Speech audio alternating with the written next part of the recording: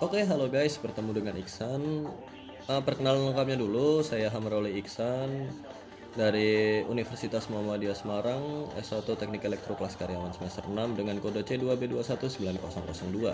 Dan pada kesempatan yang berbahagia ini saya bakalan sharing terhadap kalian tentang apa sih yang namanya generator sinkron. Nah, pertama kita harus ngerti dulu generator itu apa. Generator itu adalah sebuah device alat buat konversi dari energi gerak ke energi listrik. Jadi energi geraknya itu bebas mau dari mana, bisa dari putaran turbin, dari motor, turbinnya itu nanti dari hasil dorongan steam atau dari air, hidro, bebas. Terus untuk kenapa sih namanya sinkron? Sinkron itu jadi dia modelnya steady state. Steady state itu apa? Dia berputar pada RPM yang konstan, jadi nggak harus stabil ya, nggak gerak-gerak. Terus dengan frekuensi yang konstan juga, karena kalau nggak konstan bisa merusak jaringan. Frekuensinya berapa? Di Indonesia kita pakai 50 Hz. Kalau nggak percaya bisa kalian lihat di charger kalian, di komputer kalian, power supply kalian itu tulisannya 50 Hz. Oke, jadi modelnya kenapa sih generator sinkron, modelnya kayak gimana sih sebenarnya? Kalau masih penasaran nanti bakalan saya gambarin, tapi untuk gampangnya dulu, jadi modelnya itu penguatan tegangan seperti hukum Faraday tersebut. Jadi kalau ada konduktor terus ada medan magnet, nanti terjadi namanya GGL. Terus itu nanti modelnya sendiri dia adalah penguatan dari sistem DC, sistem arus arah, ya antara 110 120 volt antara segitu. Untuk keluarannya sendiri nanti ada di 6 kV. Nah, itu nanti dipancingnya oleh exciter. Exciter itu nanti sumbernya bisa dari aki, bisa dari rectifier. Modelnya seperti itu.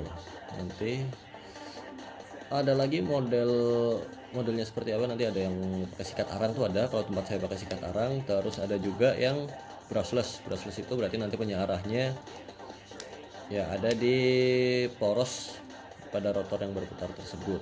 Jadi ini harus diingat dulu, stator itu dari statis, jadi stator itu nggak berputar, belitanya ada di situ. Terus untuk rotor sendiri rotasi berarti rotor berputar, dari stator diam, rotor berputar, itu harus diingat-ingat dulu. Itu bagian dasar dari generator, nanti ada sikatarnya di situ. Oke, biar lebih jelasnya, mari kita lihat gambar berikut ini. Oke, bakalan saya gambarin biar makin jelas. Modelnya kayak gini. Maaf kalau gambarnya jelek, saya secara motorik kurang bagus.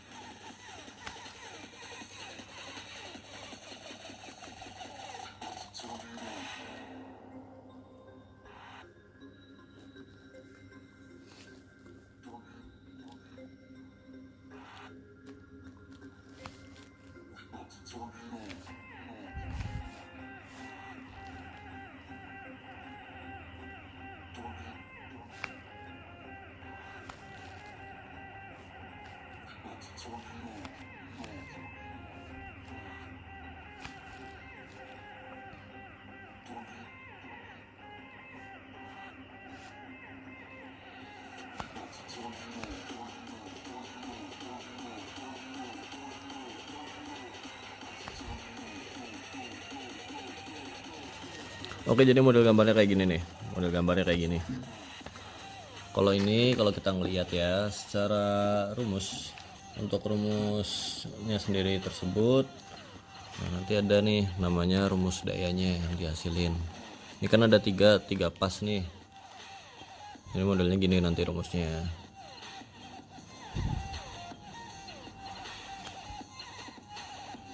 Jadi dayanya itu tersebut adalah tegangan kali arus kali cos P kali akar 3. Jadi kenapa sih kok akar 3 gitu? Kan 3 fasa jadinya kali akar 3. Kalau semisal ini sama netral nih, jadi satu fasa sama netral misalnya, dia kan ketemunya 220 kalau kalian ukur pakai avometer. Cuma kalau semisal antar fasa gini nanti ketemunya 380. Nah, 380 itu kali dari mana? 380 itu ini. Jadi 220 kali akar 3 ya, 380 ya. Kalau 3 pas kayak gini modelnya. Oke, terus model tadi saya bilang kan frekuensinya itu harus konstan. Jadi speed putarannya tuh harus konstan. Yang putar apanya sih nanti bakal saya gambarin. Jadi dia modelnya tuh gini. Modelnya sorry jelek gambarnya. Modelnya gini.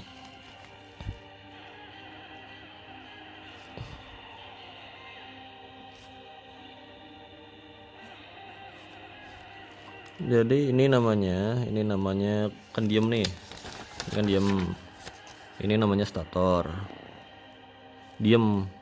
Nah ini namanya rotor, muter dia kayak yang hukum Faraday itu. Jadi apabila ada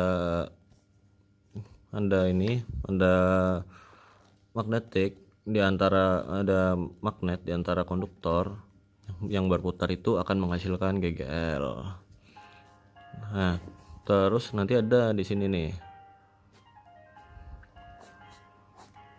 ini kan plus min 120 VDC.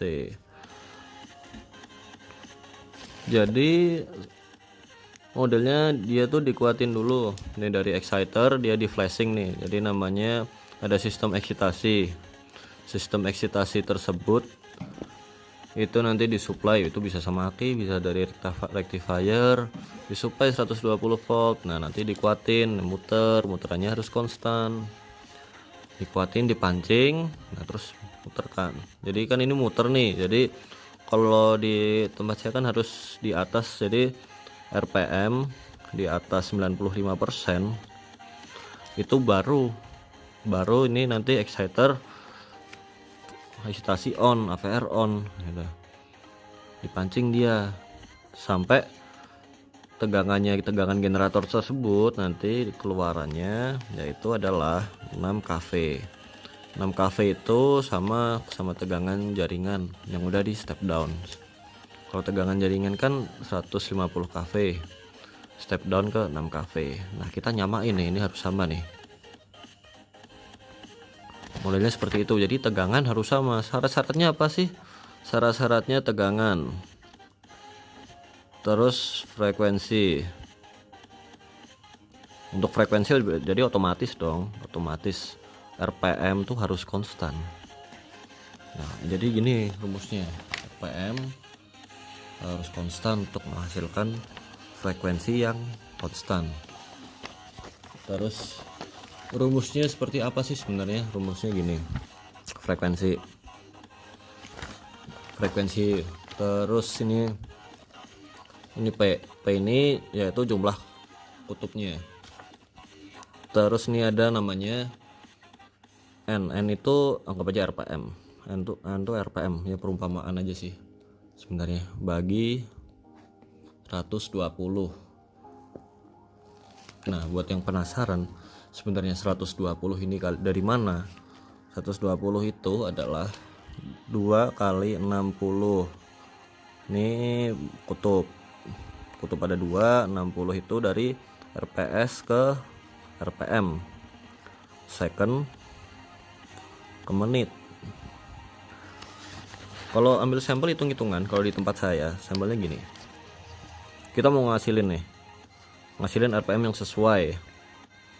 Kalau RPM kita mau ngasilin frekuensi yang sesuai. Jadi kalau kita produksi listrik itu frekuensi harus stabil, nggak boleh goyang. Kalau goyang nanti bakal saya jelasin lagi di video berikutnya. Intinya kalau goyang itu bisa merusak peralatan, karena beberapa peralatan itu punya proteksi terhadap frekuensi. Mau under voltage, mau under frekuensi, mau over frekuensi itu ada. Jadi nanti modelnya frekuensinya berapa yang dihasilin. Nah jumlah kutubnya berapa? Tempat saya ada 8, 120. Berarti RPM nya harus berapa? Ini kan 50 nih kali ini, berarti nanti jadinya adalah RPM nya harusnya berapa? RPM nya itu adalah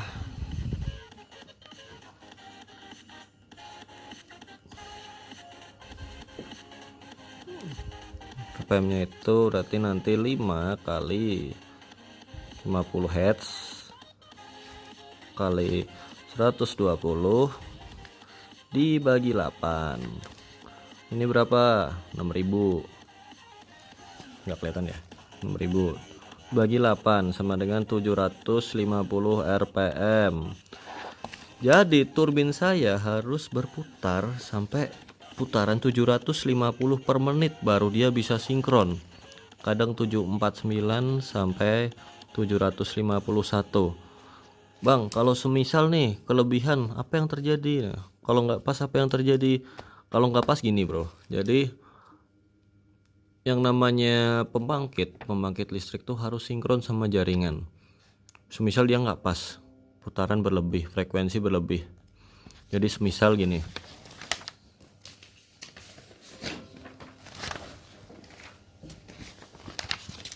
semisal tadi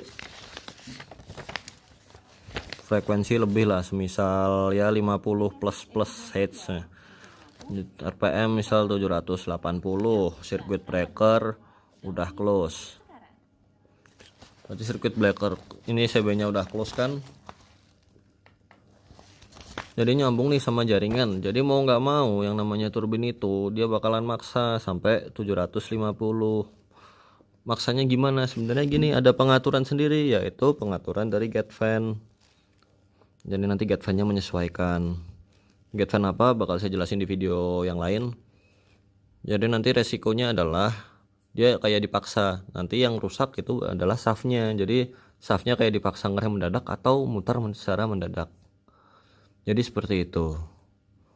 Oke, sekian videonya. Ya semoga kalian paham. Nanti mungkin ada bonus video di belakang kalau beruntung. Oke, terima kasih. Like kalau anda suka, dislike kalau nggak suka. Kalau misalnya ada saran atau ada yang salah, kalian bisa posting di kolom komentar. Oke, sampai bertemu di video berikutnya. Oke, sekarang kita lihat untuk tampilannya sendiri. Ini sayang sekali lagi nggak operasi. Jadi untuk sinkron yang diperlukan syaratnya adalah yang pertama itu RPM sesuai. Kalau di pembangkit sini yaitu 750 RPM. Jadi ini harus konstan di 750. Nah, ini konstan. Lalu tegangan ini juga harus sudah naik, harus 6 kV. Terus untuk frekuensinya sendiri ini nanti bakal ikut menyesuaikan di 50 Hz. Biasanya untuk RPM-nya sendiri bakal sinkron di antara 749 atau 751. Jadi ketika turbin sudah berputar, turbin putar nih. Jadi yang main inlet valve-nya itu udah dibuka, terus turbinnya muter. Setelah turbinnya muter, otomatis kan gate fan-nya udah kebuka nih. Nah, ini nanti dari gate fan-nya sendiri ini bakalan mengatur jumlah berapa air yang masuk. Dia akan secara otomatis mengatur biar RPM nya sendiri stabil di 750 RPM. Nanti setelah mencapai RPM di atas 95, AVR akan nyala. AVR on nanti akan memancing tegangan generator. Tegangan generator voltage udah oke, udah 6 kV. Nah, stepnya udah komplit. Lalu masuk ke sini, AVR nya sendiri akan on. Lalu generator voltage-nya udah oke, nanti baru circuit breaker-nya close. Jadi unit pembangkit tersebut akan paralel dengan jaringan. Ya, seperti itu kalau generator sinkron di PLTA. Oke, terima kasih sudah menonton. Kalau ada pertanyaan silahkan taruh di kolom komentar. Untuk yang mau kepo-kepo lebih lanjut silahkan di subscribe. Like kalau suka, dislike kalau nggak suka. See you at the next video.